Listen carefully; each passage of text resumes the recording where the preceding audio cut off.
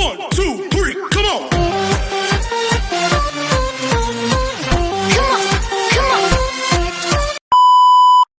Hello beautiful people! Welcome back to my channel. This is your Mama Sam. Hola mga amigo, amiga, kumare at kumpare. Kamusta kayong lahat? Sana lahat po kayo ay okay at safe ngayong araw na ito. At syempre kung ako naman ang tatanungin nyo, nakikita naman ninyo ang beauty ng Mama Sam ninyo, fresh overload pa rin, di ba? Ganyan talaga kapag umiinom ka ng maraming vitamin C plus kumakain ka ng maraming banana. Dahil sa banana, mas nakakaloka ang ganda ng Mama Sam ninyo. Charot! So, kamusta naman kayong lahat? Sana lahat kayo ay okay na okay ngayong araw ng Sunday. So, have a blessed Sunday sa atin lahat ng bonggang-bongga. At syempre, gusto ko ring batiin ang walang sawang tumatangkilik dito sa Mama Sam Vlog, araw-araw, lagi-lagi. Maraming salamat po sa pagmamahal at support na binibigay ninyo. At saka syempre sa mga bago nating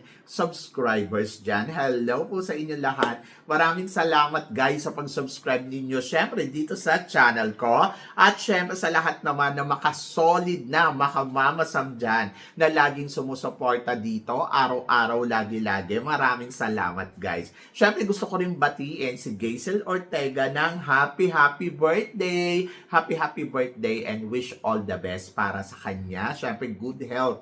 Ayan ang panalangin natin para kay Gazel Ortega. At hindi lang yan, si Madam Catherine Kane na nagdiriwang din ngayon ng kanyang kaarawan. Happy birthday, Madam. Alam mo kung gaano kita kamahal. Maraming salamat sa lahat-lahat at lagi ka nandyan parang kapatid ko. So maraming salamat and of course, God bless you and more power. So yan, kaya naman ngayong araw na to, marami akong hatid na chika sa inyo na talaga naman, oh my gosh, magtataas ang kilay ninyo ng bonggang-bongga sa mga pag-uusapan natin ngayon. Kaya guys, huwag na nating patagalin ang ating mga chika. So para sa una natin chika, 18th years ng Mr. International magaganap nga sa September 26, 2026. Anong chika mo dito, Mama Sam? Well, ang chika ko dyan, nalulungkot ako para kay Kurt kasi wala akong nakikitang eksena or ganap ni Kurt Bondat bilang Mr. International. Parang feeling ko mas marami pa akong nakitang ganap noong nakaraan taon na reigning king nila. Oho, so yon. Kaya sabi ko, bakit si Kurt walang eksena, walang ganap? Pero syempre, happy naman ako dahil si Kurt nga ang nakakuha ng title ng Mr. International. At ayun, so syempre excited ako sa mga magiging kandidato uli ng Mr. International for 2026. Yes, dahil iba talaga ang pageant na to. Sobrang panalo ang mga lalaking sumasali dito. And then another batch, another winner na naman ang masasaksihan natin. Pero syempre ang tanong, sino nga ba ang ipapadala natin bilang pambato ng Mr. International ngayong taon na to? So abangan natin yan. Very soon malalaman natin. And then, tignan natin kung sino-sino uli ang mga magiging kandidata for the Mr. International 2026. Ayan. So, ang daming gwapo nung nakaraang taon. And I hope na mas marami pang gwapo ngayon. Di ba? At eto, para naman sa sumunod na chika. Ito nga pinag-uusapan. Jasmine Omay, panalo ba ang pagiging isang co-host dito sa Reyna Hispano-Americana? Ay oo naman. Talagang masasabi ko ang galing-galing ni Jasmine Omay kanina, the way kung paano siya maging co-host dito sa Reyna Hispano. Wala akong masabi sa talagang performance niya, the way kung paano magsalita, mag-deliver ng mga sinasabi, winner na winner. Kaya congratulations kay Jasmine Omay. To be honest, hindi ko naiintindihan kung bakit si Jasmine ang kinuha. Pero natuwa ako at proud ako kasi syempre si Jasmine Omay, nakita naman natin yan. At ano talaga, nakita natin yung grow niya, no? At parang masasabi ko, oh my gosh, panalo, panalong panalo. Sana mas marami pang hosting job ang ma-accept at dumating para kay Jasmine. Oh my! Sus ko, panalo talaga, di ba? Kaya winner ang Pilipinas. Kahit hindi tayo nanalo sa Reyna kanina. And then, para naman sa sumunod na chika, Emma Tiglao names Michelle Marquez her top pick for the MGI All-Star. So, anong ibig sabihin na ito? Sasali ba si Michelle D?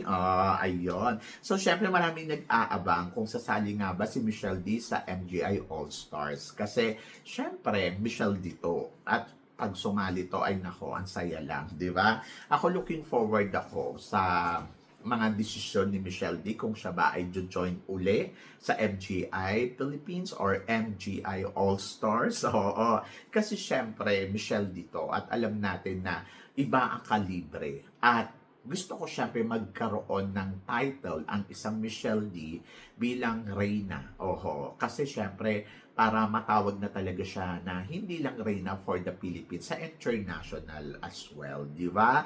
Kasi syempre iba pa rin kapag Reyna, Reyna, Reyna, Reyna, nagniningning ang aking corona. Syempre yung nanay niya, Miss International. Kaya gusto ko mag-Miss Grand siya. Pero alam niyo, sa totoo lang, ayoko siyang sumali dito sa MGI All-Stars. Mas gusto ko siyang sumali talaga sa Miss Grand International. Kasi syempre, kapag Miss Grand International ka, ibang kalibre yun, di ba? Kung dito kasi sa MGI All-Star, dami, kakaloka, dami trans. So, parang ang tingin ko sa kanya, parang, 2.0 ng Miss International Queen. Oo, ganun. Parang joke. Charot. So, yun. So, let's see kung sasali si Michelle D. Pero mas sana sumali si Michelle D sa Miss Grand International. Parang mas bongga siya doon. Parang mas winner kapag siya ang sumali doon. Diba? So, yun. Para naman sa sumunod na chika, Miss World, pinagpipilian na country, Thailand, Vietnam, Philippines, and Indonesia. Tingin mo, Mama Sam, saan gagawin ng Miss World ngayong taon na to? Sabi gano'n sa El Salvador, tapos ngayon parang walay. Parang feeling ko baka dito yan sa Thailand. Kasi syempre alam naman natin ang Thailand, open sila for tourism. Pero kasi ito kasi nilalaban dito ni Mr. Arnold na makuha ang Miss World ngayong taon na to para gawin sa Pilipinas. Kasi di ba ngayon pinupush niya yung Miss Universe pero hindi nila ma-push. So ngayon, ayan na. So baka ang Miss World. Kaya potential din na gawin yan sa Pilipinas. Pero syempre, hintayin natin yung announcement nila. Hanggat walang announcement, hindi tayo pwedeng magdesisyon. Nang ganun-ganun lang. Ano yung pala decision lang? Ganon? So yan. So abangan natin. But parang feeling ko malaki yung chance ng Thailand na gawin dito. Kasi noon ko pa naririnig yan na gusto din nila gawin dito ang Miss World, di ba? Pero hindi nga nila ma-push. Kaya, let's see. So, may announcement naman yan very soon. Actually, dapat nga ngayon na ginagawa yung Miss World, di ba? Kasi parang magwa 1 year mahigit na si Oppo na bilang Reyna ng Miss World.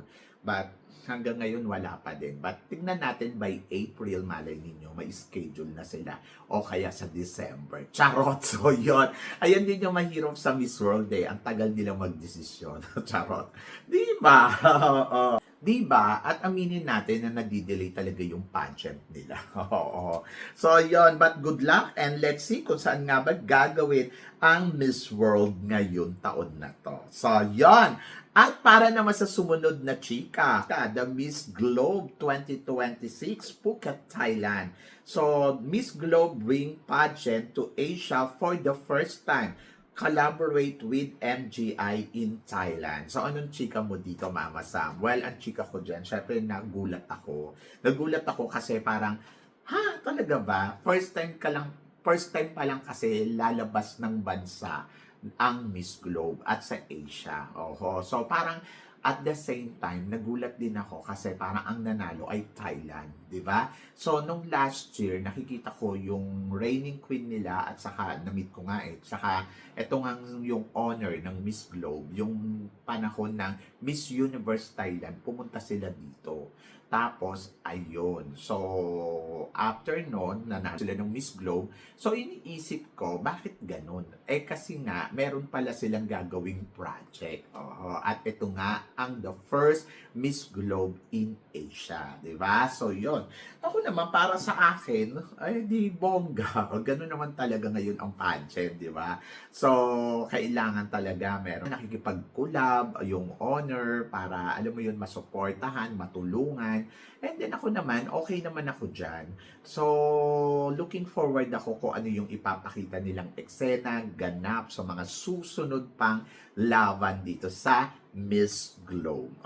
So, good luck. Malay nyo naman, Philippines ang sumunod na manalo. Piling ko naman, tinatry naman nilang gawin din sa Philippines. Kaya lang, hindi ko lang alam kung ano ang nagiging desisyon nila doon at ano yung napag-uusapan nila. Kasi every year, iniimbitahan naman ng binibini ang Miss Globe Organization at ayun, so nakakatuwa kasi pumirma nga uli ng kontrata ang Binibining Pilipinas na sa kanila pa rin kukunin ang reyna ng magiging pambato natin. So, ako naman, happy naman ako for the Binibining Pilipinas. And then, tingnan natin kung ano ang magiging eksena ganap ng ating pambato dito sa Thailand kapag naglaban-laban na sila dito by November. Diba? So, yon. And I'm so excited and looking forward kung ano nga ba ang bagong pasabog ng Miss Globe. For sure maganda to kasi MGI, di ba? At para naman sa sumunod natin, chika,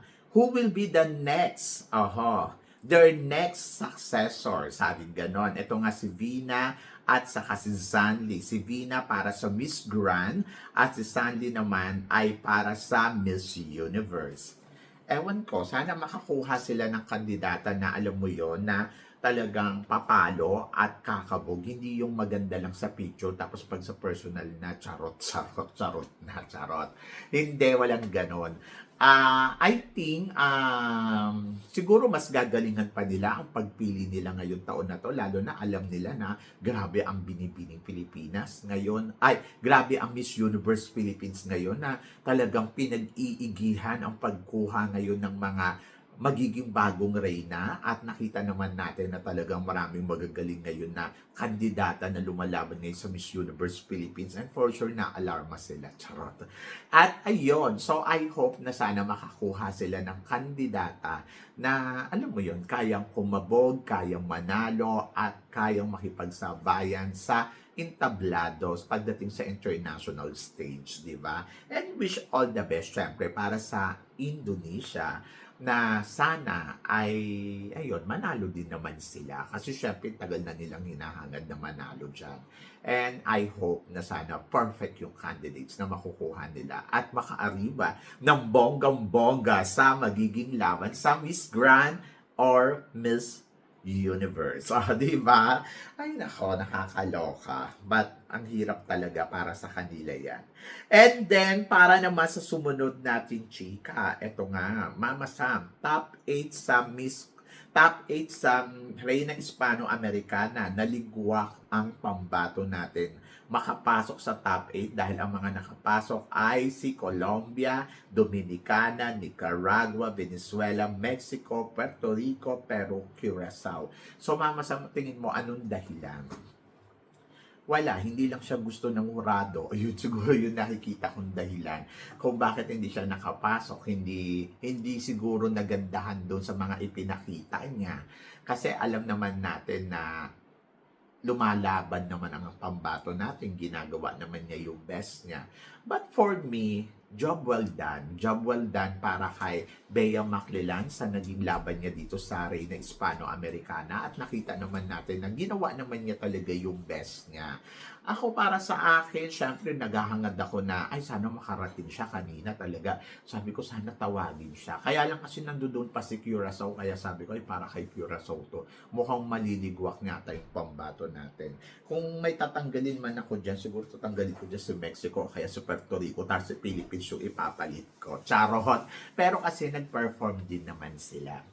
At nakita naman natin na parang fair naman ang organization. So wala naman ako nakikita na parang, naging unfair naman sila para kay Beatrice. Kasi siguro hindi nila nagustuhan yung evening gown or siguro may kulang, may hindi sila nakita na parang nakita nila dun sa iba, yung mga tipong ganon. Competition na, di ba? So, kanya-kanya swerte lang yan. But, for me, job well done para kay Beatrice at naniniwala naman ako na ginawa niya yung best niya. At naniniwala ako na ayun yung gusto talaga nilang ipakita eh. So, doon sa creation ni Rian Fernandez, may mga nagrereklamo. Pero ako para sa akin, ayun yung naisip nila eh. O, anong gagawin natin, di ba? Saka maganda naman. Maganda. Kaya lang parang siguro ang dami lang din magagandang mga gown doon sa naglaban-laban. Kaya, mas umangat sila. Oho. So, yon. But job well done. Job well done si Beatrice. Job well done ang lahat ng mga materials na ginamit ni Para sa akin, okay naman. Kaya lang kasi, di ba, competition to. May nananalo, may natatalo. May swerte, may hindi. So, doon tayo sa hindi tayo sinuwerte.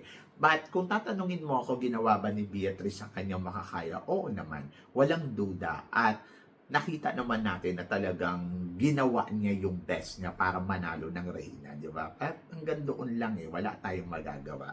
And congratulations pa din kasi top 13 is a top 13, it's a highest placement kasi di ba ang hirap nga makapasok.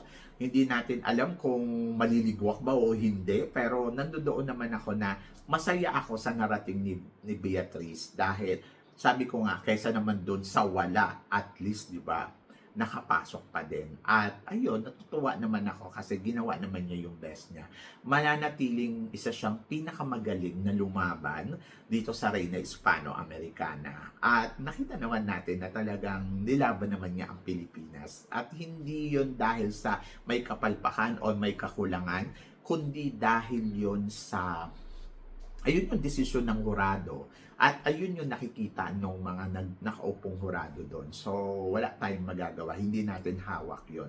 But sabi ko nga, sana kahit ano man lang top 8, okay no? Pero wala ganun talaga Job well done, Beatrice. So, maraming salamat sa pagrepresenta mo ng Pilipinas dito sa Reina Hispano-Americana.